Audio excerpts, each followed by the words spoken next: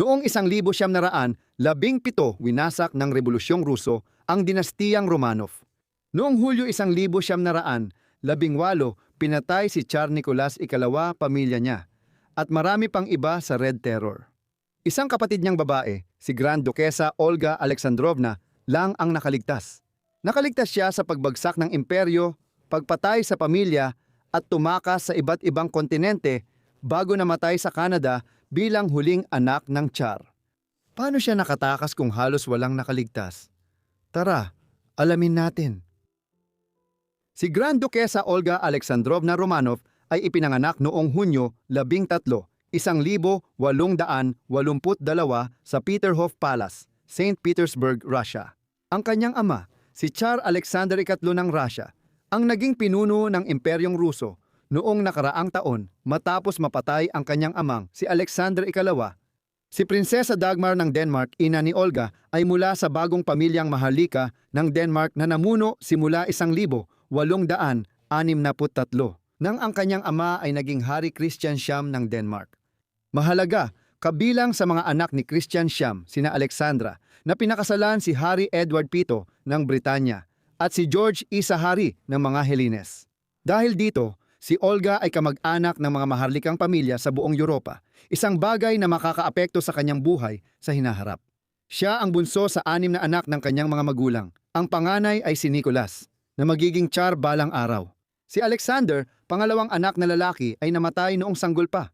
Si George, isa pang kapatid, ay namatay sa huling 20 anyos. Pinakamalapit ang edad kina Michael at Senya kay Olga. Malaki ang pinagkaiba ng bansang kinagisnan ni Olga noong siya ay namatay makalipas ang 78 taon nang ipanganak siya noong 1882, 21 taon pa lang mula nang matapos ang serfdom, ang lumang kaugalian na nagbibilanggo sa mga manggagawang bukid sa lupain ng kanilang Panginoon. Unti-unting tinatanggap ng bansa ang mga inobasyon ng industrial na revolusyon habang lumilitaw ang mga bagong kilusang pampulitika tulad ng komunismo, anarkismo at nihilismo sa Rusya. Ang radikalismong pampulitika ang humubog sa kwento ng buhay ni Olga. Naging pangunahing problema ng pamilyang imperial na Romanov ang kaligtasan matapos mapatay ang lolo ni Olga. Sila at ang kanyang mga kapatid ay lumaki sa palasyo ng Gatchina sa probinsya, hindi sa St. Petersburg. Kahit nakatira sila sa palasyo, mahigpit at mahirap ang kanilang pagpapalaki, hindi marangya. Natulog sila sa matigas na higaan, maagang gumigising, naghuhugas ng malamig na tubig at kumakain ng lugaw sa almusal. Ang edukasyon nila ay nakatuon sa kasaysayan, heograpiya, klasiko ng Griego at Romano, at pag-aaral ng wikang Europeo. Lahat ng ito ay naganap sa isang konserbatibong kapaligiran kung saan ang relihiyon ang sentro ng lahat. Noong Oktubre 1886 na taong gulang si Olga nang pauwi silang pamilya mula Caucasus sakay ng tren.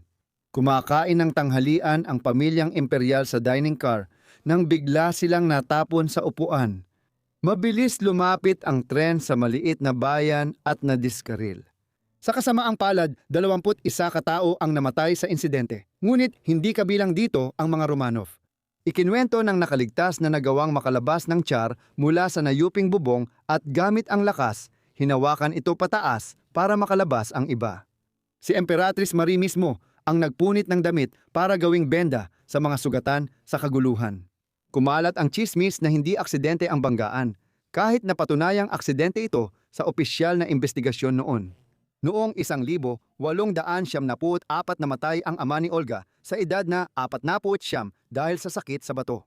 Matinding trauma ang naranasan ni Olga na 12 taong gulang noon. Malapit si Olga sa kanyang ama at tinuturing niya itong lahat sa kanya. Samantala, mas formal at may distansya ang ugnayan nila ng kanyang ina. Dahil sa maagang pagkamatay ni Alexander, si Nicolas na 26 taong gulang ang naging bagong Tsar.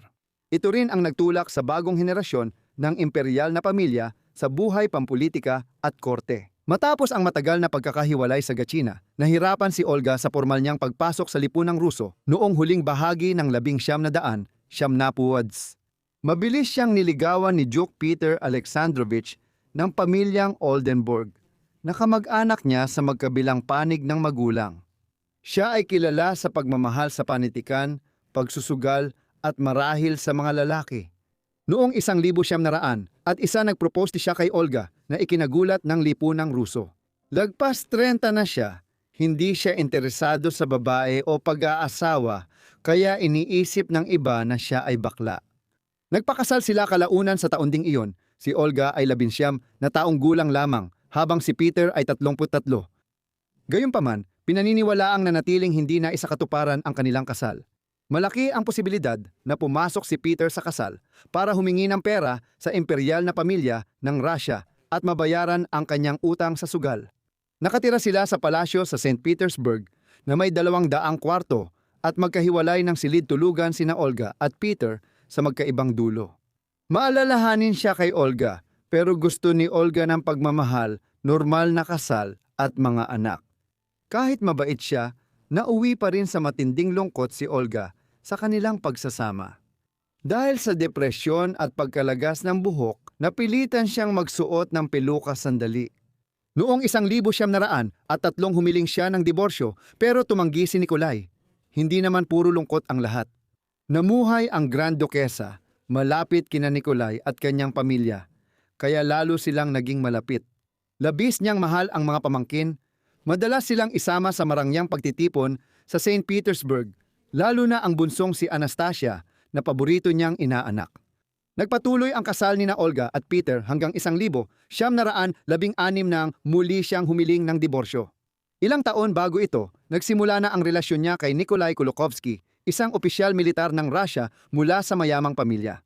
Ilang taon ring hindi pinayagan ni Tsar Nicholas si Olga na magpakasal sa lalaking mababa ang katayuan sa lipunan. Nagdiborsyo si Olga kay Peter at pinakasalan si Nikolai ilang linggo matapos ipawalang bisa ni Nicholas ang unang kasal ng kapatid noong 1916 dahil hindi ito naisakatuparan. Nagkaroon sina Olga at Nikolai ng 2 anak na lalaki, sina Tikhon, 1917 at Guri, 1919. Ngunit ang mga batang ito ay isinilang sa gitna ng matinding krisis sa Rusya. Nagsimula ang unang digmaang pandaigdig noong tag-init ng 1914 dahil sa tunggalian ng Rusya at Imperyong Austro-Hungarian. Para magkaroon ng impluensya sa Balkans, nakipag-alyansa ang Rusya sa Britanya at Pransya laban sa Austria, Turkey at Germany. Ang digmaan ay naging sakuna para sa Rusya at lalo na sa pamumuno ni Tsar Nicholas II. Ang kapatid ni Olga ay napatalsik noong Marso 1917 sa konserbatibong revolusyon na sinundan ng mas radikal na komunistang revolusyon noong Oktubre. Pagkatapos ng revolusyon, nilimitahan ang mga galaw ng mga Romanov. Noong madaling araw ng Hulyo 17, 1918 si Nicholas II at pamilya niya ay brutal na pinatay ng mga Bolshevik sa Yekaterinburg. Sa mga sumunod na buwan, hinanap, pinatay o pinalayas palabas ng bansa ang ibang Romanov at aristokratang Ruso habang bumagsak ang lumang imperyo. Samantala si Olga, ang kanyang asawa, kapatid na si Ksenia at kanilang mga pamilya ay nasa house arrest sa Crimean Peninsula. Habang lumalala ang revolusyon at nagiging digma ang sibil, kumalat ang tsismis tungkol sa mga nalalapit na pagbitay at tila mararanasan din nila ang nangyari kina Nicholas II at pamilya niya. Nakaligtas sila dahil sa biglang paglipat ng kapangyarihan nang mapasa kamay ng puting hukbo ang Crimea at sa bandang huli dahil sa dayuhang interbensyon na nagpalayo sa kanila. Bago pa sumugod ang mga Bolshevik noong Nobyembre 1919 nagsimula na ang pamilya sa kanilang huling paglalakbay sa nagigibang Rusya. Habang dumarating ang mga revolusyonaryo, tumakas sila at nagkubli sa bahay ng Danish na konsul, Thomas Schutter. Mula roon, dinala sila sa hindi tiyak na buhay sa pagpapatapon, naglalakbay sa Constantinople at sa magulong rehiyon ng Black Sea sa loob ng ilang buwan. Pagkatapos ng mga taon ng pagkatapon at mga muntikang pagtakas, sina Olga, ang kanyang asawa, at ang kanilang mga batang anak na lalaki ay sa wakas ay nakarating sa ligtas na lugar, unang nanirahan sa Belgrade at kalaunan ay nagpatuloy paakyat sa Denmark. Dumating sila sa bayan ng ina ni Olga noong Pasko ng pagkabuhay 1920 at nagkita muli kay Dagmar. Na-evacuate siya mula Russia at nakarating sa Denmark sa tulong ng mga kamag-anak niyang British. Gugulin nila ang 28 taon sa Copenhagen. Si Olga, asawa niya, at mga anak nilang lalaki ay unang tumira sa Emilienburg Palace sa Copenhagen bago lumipat sa Bidor. Nakuha ng ina at yahin ni Olga ang ari-arian noong 1906 bilang tag-init na tirahan para sa pamilya mula Russia at Britain. Pagkatapos mamatay ng ina ni Olga dito noong 1928, kinailangan ibenta ang ari-arian at hinati-hati ang kita sa pagitan ni Olga at ng iba pang natitirang miyembro ng pamilya. Ginamit ni Olga ang nakuha niya para bumili ng maliit na bukirin na Knudsminder sa Ballerup, malapit sa Copenhagen. Doon, ang kapatid ng dating Tsar at anak ng emperador ng Russia ay namuhay ng simple noong huling bahagi ng 1920 at 1930. Nagtatrabaho siya sa bukirin, nag-aalaga ng bahay at nagpinta para suportahan ang pamilya malayo sa dating marangyang buhay ng imperyo.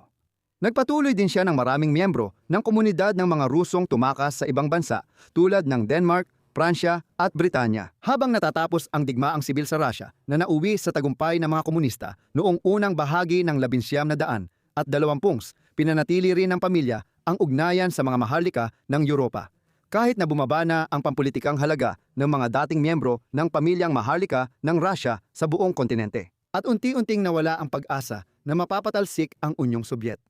Halimbawa, si Olga, asawa at mga anak ay nagbabakasyon sa Sweden, madalas binibisita si Gustav ika-6 at pamilya na may mga anak na kasing edad ng mga anak nina Olga at Nikolai.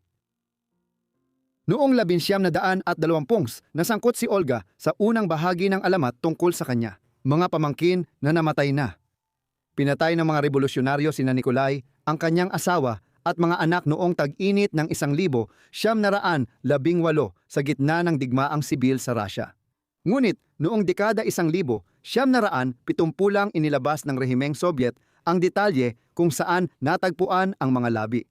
Kumalat ang teoryang may isa o higit pang pamangkin ni Olga na nakatakas sa mga Bolshevik at namuhay sa Europa. Ang pinakatanyag na tao tungkol dito ay si Franziska Shankovska, isang impostor na noong unang bahagi ng 1922